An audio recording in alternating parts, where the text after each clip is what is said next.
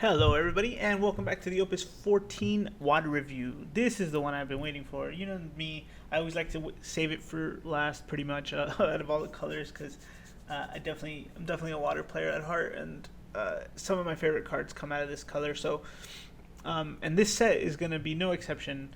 I will probably be starting here in water when I'm building because there's so many interesting things, and I'm curious to see where they're all going to fit in this meta. So with that being said, as always, thank you for liking and for subscribing. It's greatly appreciated. And let's get to it. First, we have Octo, Mammoth, Luzaf, and Corsair. First time we're seeing Corsairs in the game, I believe. So very excited to see that. If there's any job I did like out of 11, it was the Corsair job class. So Octo Mammoth. If you control 3 or more water backups, Octo Mammoth also becomes a forward with 8k power. When Octo Mammoth enters the field, choose up to 2 forwards your opponent controls, return them to their owner's hand. Now, this is such a power creep, sort of, right? Like, the last thing...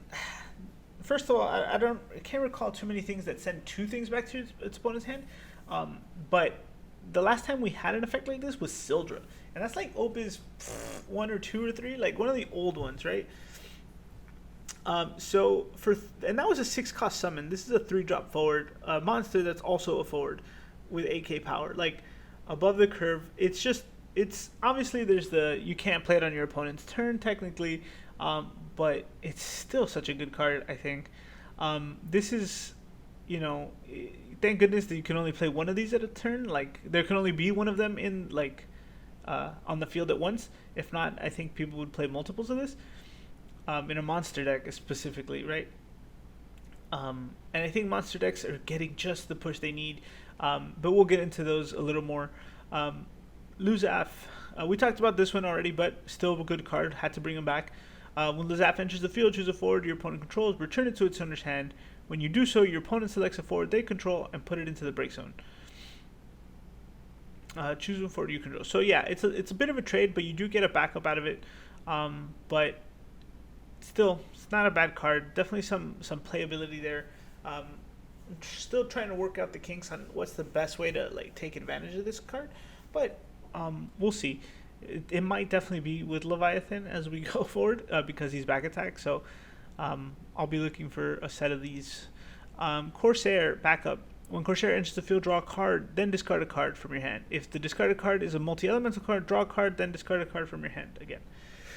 So it's just a really quick filter ability. I think we're also getting to that point too where we're going to need, as dangerous it is, to have things in the break zone now with Mist Dragon, we're going to get to the point where we need more stuff specifically in the break zone, right? Like we saw Gilgamesh already. A lot of things. What's the other one? The Titania said we need one of each character, right?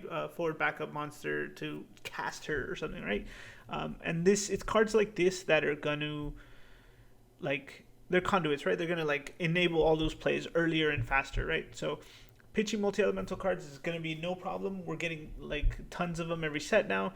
We almost have every color, I believe. Every color combination that could be out there, right?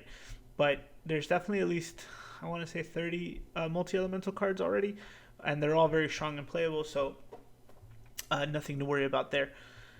Next, these bad boys. Now, these guys are all ridiculously interesting. So, Golbez, another power crept card, I think, too. At the beginning of the attack phase, during each of your turns, reveal the top card of your deck. If it is a forward of cost 3 or less, you may play it onto the field. The previous Golbez that I used was the Lightning one that you could, for 1 CP, and tap him to reveal the top and play any forward, right? And then you can put 4 characters into the break zone, choose a forward, you gain control of it. So just super interesting. The first deck that comes to mind is the Viking deck. You can just spam Vikings, play this guy, bring more Vikings out, and then sacrifice your Vikings to take things that matter from your opponent. So I don't know. I think he's super interesting. I don't have the deck for him right now other than that. That's the first thought. But he should be fun. Next is Jet. He's a blitzballer. When Jet enters the field, choose a forward. If one or more forwards were attacking this turn, return the chosen forward to its owner's hand. If 3 or more forwards were attacking this turn, break the chosen forward. Yeah, so it's such an it's worded so interestingly, right? So as long as he's out and you have 3 other forwards attacking, like a party of 3, I'm guessing.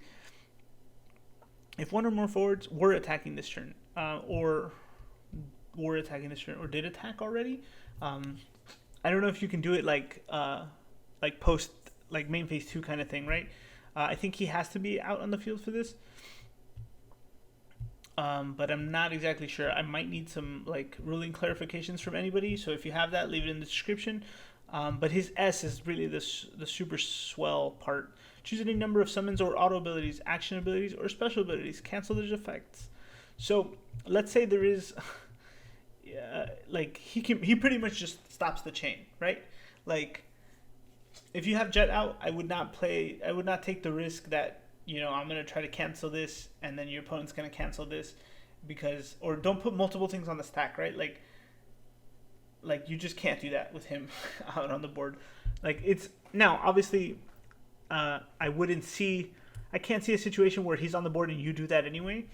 But if there's a way to like cheat him in onto the board, with on a big stack already, like if your opponent's doing, like, let's say this is obviously a situation where Ursula is going to break everything and then like pump herself up and break stuff. You can, as long as everything is still on the stack, you can just cheat him in and then S and say, nah, you're gonna like cancel all of that stuff. So it really is cancel anything. So cancel any number of summons, auto abilities, action abilities, or special abilities, which is just fantastic. So really good card. Might be interesting to see who just like how protective a deck wants to get and put it in there. Kraken. Now I was not a fan of these, and I told my Discord, like my group, like it's not going to be fun until it says draw 2 cards or draw 3 cards, I think I said. And here is the card. When Kraken enters, you may discard a Job Chaos. When you do so, draw 2 cards. Unfortunately, it only is once, like when he enters. It's not like 2 cards for every time you discard a Chaos, because you could just like go you know, like machine gun discard to like filter through your deck as fast as you can and play stuff, right? But still very good. Now I don't think it's going to be enough for the Chaos deck, or like a Chaos job Chaos control deck. They don't all do enough stuff. Now I think now we have there's 3, 6, 9, 12, 24, plus the dark one is 27 now, Chaoses, that you can shove in a deck, but that's just, it's a bit much. Still, he's going to help that deck a lot, whatever it does, because those colors are going to be scattered, and this is going to be the reason why it's playable, I think. So, I liked it. Cloud of Darkness, I think this is a strange one, and this is another one I'm going to need more rule clarifications for, guys. I am so far away from like that level 1 judge title I had like 2 years ago. You know, we passed that silly test, and then I never kept going with it. So during this turn, if your opponent has discarded a card from their hand due to the summon or ability, the cost due to the summon or ability from their hand due to the summon or ability, the cost required to cast Cloud Darkness is reduced by 2, and during this turn, if you have drawn 3 or more cards, the cost required to cast Cloud Darkness is reduced by 2. Now, I'm pretty sure if you have done both of those, she plays for free, but my question is, you know, she's double colors, can you actually cast her for free without generating both CP? If not, at the very least, she is always going to be 2 CP in a water-ish deck, because you're drawing 2 at the beginning of your turn, and then they always have a way to draw 1 card, like always. So she's always going to be effectively 2 drop, but when Cloud of Darkness enters field, choose a character, dull it and freeze it. It's a little lackluster, but it's just I think for me what's interesting is the color combination, right? Like I mentioned that we're going to have I think now we have every possible color combination, and I think this is the one that like we were missing. So I think for that reasons alone, she's going to see some play. Next is going to be the Queen. We talked about more monster stuff, right? So discard a monster, draw a card. Auto amazing. Queen gains 2,000 power until the end of the turn. You can only use this ability once per turn. That's fine. And then you can remove 3 monsters from your break zone, choose a forward, put it at the bottom of its owner's deck.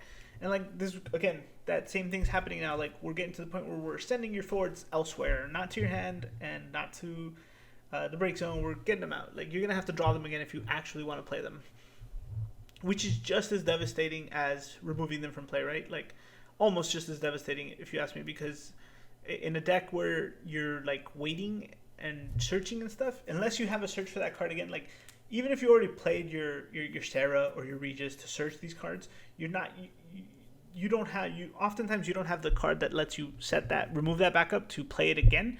And so putting it to the bottom means you don't have your S or you don't have your combo piece, and you're not going to see it for a while. Even if you do search for something else or draw into something else, you have to shuffle and then pray, right? So if you control Blue Mage, by the way, I love that Blue Mages are making their way into the game, as well as what's the other one? With the one with the automatons, Puppet Masters, and Corsairs, all the 11 job classes, right? If you control a monster, Blue Mage gains 1,000 power. When Blue Mage enters the field, choose a monster in your break zone and add it to your hand. So again, more monster support. It's coming, and we get it every set, and it's just going to keep coming for us. So I think Blue Mage is going to help it a lot more too. Stuff like Queen is going to help very much as well. And I can't remember what other monster card we got this set that's going to be relevant, but with all the stuff we've gotten in the past, all these amazing monsters like Octomammoth and things like that, you're really in a good spot to play different cards now. Now, we're going to wrap it up with the Primals and Larsa. So Lakshmi, Lady of the Bliss. If you have 5 or more cards in your hand, Lakshmi, Lady of the Bliss, gains, if she's dealt damage, reduce the damage by 2,000 instead. At the end of each of your turns, draw 1 card. Simple, but effective. Same rule as the other guy, Bismarck, or anything really. You want to make sure you're at 4 cards in hand so you can draw to the 5th, then draw on your turn to get 7. You don't want to have to draw and then discard. It's just a waste of CP. But even on turns where you're going all out and then just leaving her out first, like you're going to end up with 3 cards in hand next turn, right? So very good card. Definitely going to see play. I don't see a reason why she wouldn't. 4 for 7, who cares? You're getting the value back instantly, assuming she lives right the turn. But she has her own survivability too, so it's tricky, right? She's gonna be able to survive while you have the cards, but as you play to make sure you don't draw, she's less safe. So next is Larsa. EX Burst. When Larsa enters the field, choose a card in your damage zone and add it to your hand. Put a card from your hand into the damage zone. Its EX Burst will not trigger. The forward you control gains 2,000 power for every 3 cards with EX Burst in your damage. The forwards you control gain 2,000 power for every 3 cards with EX Burst. 3, let's be clear here. Cards with EX Burst in your damage zone. So, yeah, just a very good card. Being able to swap stuff out and get the right cards you need in there. So choose a card in the damage zone and put a card from your hand into the damage zone. So it doesn't necessarily have to be an EX Burst. Obviously, if you want to exploit something like Axstar in your deck, which is what I would probably want to do, you can just effectively, like, let's say you had, most of the times we play triples of something, right?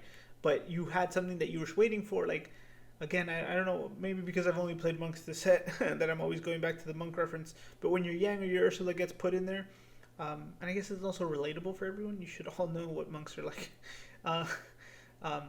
You're waiting on those Yang or Ursula for the plays, but you don't have one yet, and your opponent obviously hits you, you're going to lose it there, and then you're like, okay, now I have to wait even longer, or you never see it, right? And with that, like, this fixes those situations, but also gives out, like, something you don't need right now, so, or something you already have, you already played all your copies of, Gabranth or whatever. But yeah, so I think it's a really good card. I think that it's interesting for how many EX Bursts get power. But if you're playing an all EX Burst deck, that second effect is going to be bonkers too. So at 6 damage, everyone's plus 4k. Okay. Assuming they were all EX Burst, right? The count would definitely have to be very sizable for that. But obviously Larsa does help that a lot.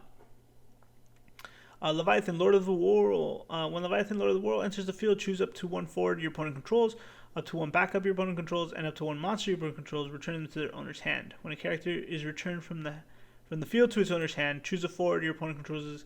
It loses 9,000 power until the end of the turn. I think I did get some clarification on this from my group out here. Yeah, if you do manage to send 3 things back, you can reduce 3 things to 9k. If you guys have heard differently, please correct me and let me know, because if not, then whatever. This card is still bunkers. But between both of them, between both of the primals, this is very strong.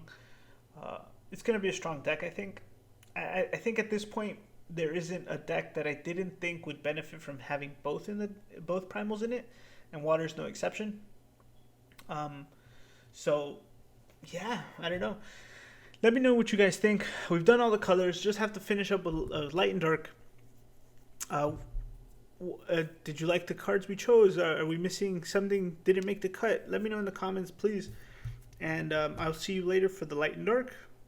That one should be short, but definitely simple and sweet. So enjoy, and I'll see you next time.